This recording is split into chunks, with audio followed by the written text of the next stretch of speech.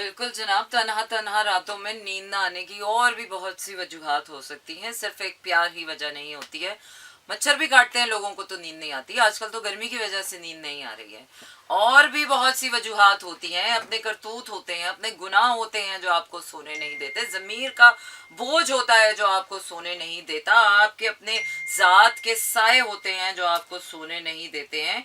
It's not always about love, you can't blame everything to love. वो क्या है कि अगर ऐसा ना हो कि किसी बुरे इंसान को नींद ना आ रही हो तो लोग समझेंगे है कितना अच्छा इंसान है, शायद इसको प्यार हो गया इसीलिए इसको नींद नहीं आ रही है।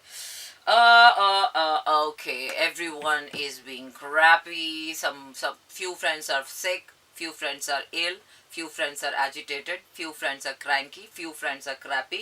और इसी तरह थोड़े थोड़े थोड़े थोड़े करके हर किसी के साथ ये मेरी जिंदगी का एक वाहिद टाइम है जहां पर मुझे ऐसा लग रहा है कि something is happening to everyone. Nobody is free of problems, nobody is free of troubles. और हर किसी की जिंदगी में जो है ना कुछ ऐसा चल रहा है कि you can't help them because you are already caught up in your own troubles. So ये भी एक अजीब सा टाइम होता है ना कि जब आप अपनी ट्रबल्स में, इतनी प्रॉब्लम्स में इतने मशगूल, इतने मसरूफ, इतने टाइड अप हो जाते हैं कि आप दूसरों की प्रॉब्लम सुन भी रहे होते हैं but you can't do anything about it because you have to be there in your problems. So ये वाला मुझे टाइम कुछ ऐसे ही लग रहा है कि अपनी अपनी देख रहे हैं इंसान, कंपैशनेट भी हैं, काइंड भी हैं, but still at the same time you have to do it for your self. या ऐसे टाइम पर जो है ना वो थोड़ा सा कूल रहकर अपनी प्रॉब्लम्स को सॉल्व करना बहुत ज़रूरी है, क्योंकि मोस्ट ऑफ द टाइम्स हमें प्रॉब्लम इसलिए बहुत बड़ी लगना शुरू हो जाती है क्योंकि हम उसमें अकेले होते हैं, कोई हमारा साथ नहीं दे रहा होता। लेकिन कुछ प्रॉब्लम्स में मुझे ऐसा लगता है कि यूनिवर्स आपको जानबूझ के अकेला खड़ा करती है so that you will get to be stronger even more than before. और और वो शायद प्रॉब्लम्स होती ही आपके लिए, वो प्रॉब्लम्स, जिन प्रॉब्लम्स में अगर आप अकेले खड़े हैं ना तो मैं कहती हूँ कि उन प्रॉब्लम्स में घबराने की ज़रूरत नहीं होती, उन प्रॉब्लम्स में आपको यूनिवर्स का इशारा समझ जाना चाहिए।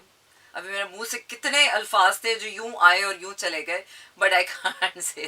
तो हुकूमत का इशारा या किस्मत का इशारा या कोई ना कोई है तो जिसके इशारे से तकदीर बदलेगी। तो मगर यहाँ पर यूनिवर्स का इशारे की बात कर रही हूँ मैं। यूनिवर्स के वैसे तो सिग्नल के इशारे की भी बात कर सकती हूँ क्योंकि सिग्नल के इशारे भी आजकल इस्लामाबाद में बहुत मसला हो गया। आपने सिग्नल तोड़ा और ऑनलाइन सिस्टम हो गया और आपके फ़ोन पर आपको जो है वो, अगर आपके अब्बा के नाम पे गाड़ी है, अगर आपके भाई के नाम पे गाड़ी है, आपके मियाँ के नाम पे गाड़ी है, तो उनको चालान फ़ौरन से चला जाएगा और पता चल जाएगा कि आपने सिग्नल तोड़ा। और अभी रिसेंटली मेरे साथ 3 दफ़ा ऐसा हुआ है कि गाड़ी का सिग्नल तो तोड़ दिया और अब्बा जी की कॉल आई है, जी बेटा जी क्या हो रहा है ये।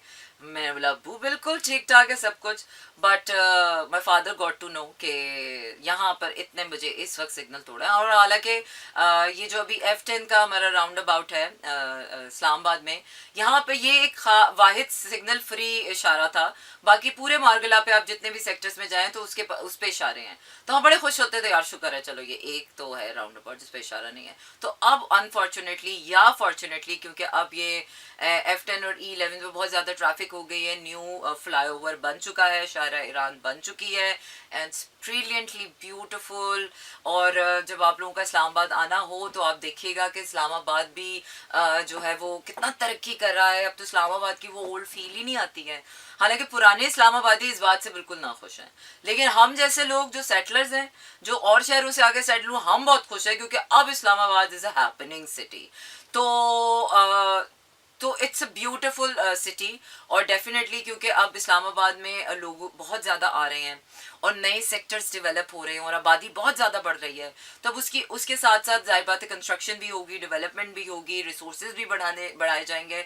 और अब ये जो नया इस्लामाबाद बन रहा है ये नए नए उसूलों और नई जो ऑल ओवर पाकिस्तान में चल रहा है वो चल रहा है। लेकिन जो पुराना इस्लामाबाद जब आप देखते हैं तो अभी भी उसमें वो 60s वाली फील आती है। जब आप देखते हैं ना इस्लामाबाद का कोई पुराना घर तो उसमें वही टच आता है, थोड़ा वेस्टर्न टच आता है, थोड़ा बाहर का लुक आता है, ऐसा लगता नहीं कि पाकिस्तान है, लेकिन डेफिनेटली पाकिस्तान है, पाकिस्तान का हिस्सा है और बहुत खूबसूरत हिस्सा है।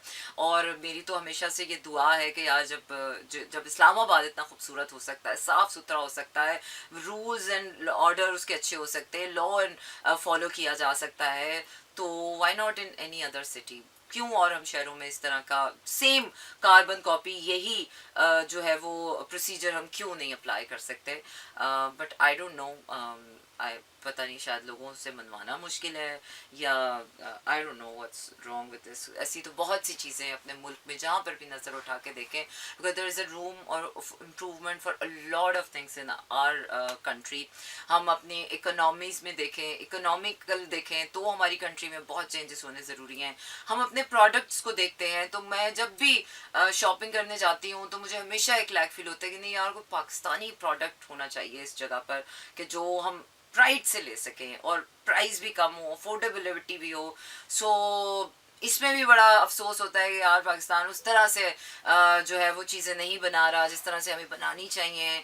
हम उस तरह से गाड़ियों की प्राइसेस इतनी आगे चली गई हैं, ऊपर चली गई हैं कि एक आम बंदा जो एक इकोनॉमिकल कार होती थी या इकोनॉमी कार होती थी, वो भी अब एक आम मिडिल क्लास बंदा अफोर्ड नहीं कर सकता। तो चीज़ें जो है ना बड़ी आउट ऑफ द हैंड हो गई हैं यार। प्यार मोहब्बत दिल के रिश्ते डेफिनेटली ये तो हमारे साथ सारी ज़िंदगी चलेंगे, और शायद यही वो रिश्ते हैं या मोहब्बतें हैं या सुख हैं या सुकून के चंद लम्हे हैं जिनकी वजह से हम ये बाहर की इतनी टेंशनें बर्दाश्त करने के काबिल होते हैं। So hats off to all the loved ones. मैं तो कहती हूँ अपने प्यार करने वालों के कसूर की जप्फी दें, उनको श्योरिटी दें, उनको इस बात का यकीन दिलाएं कि नो मैटर व्हाट हैपेंस, मैं हूं ना, हम साथ रहेंगे।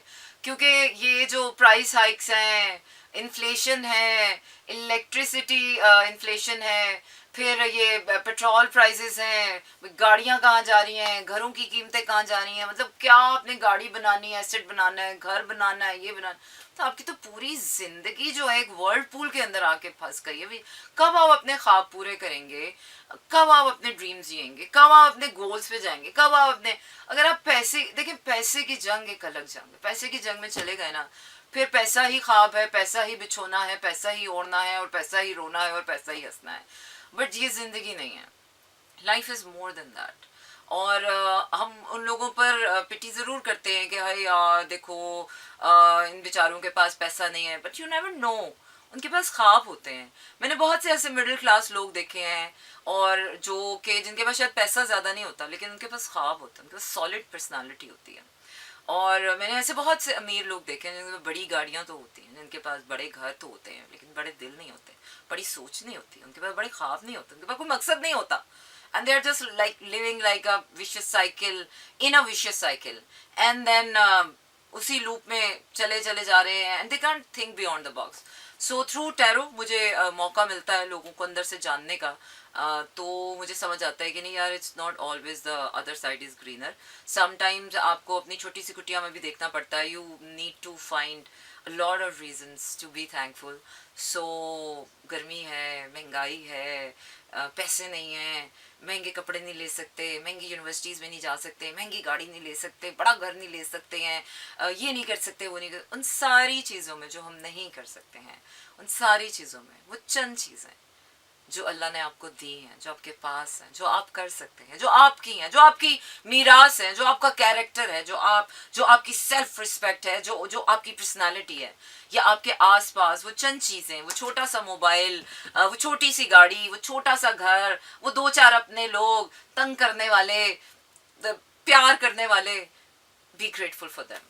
यू नेवर नो अल्लाह कब मेहरबान हो जाए और कब आपको फ़कीर से अमीर बना दे और कब आपको बादशाह से फ़कीर बनाते। यू नेवर नो, क्या है कि उसकी नज़र करम पर है।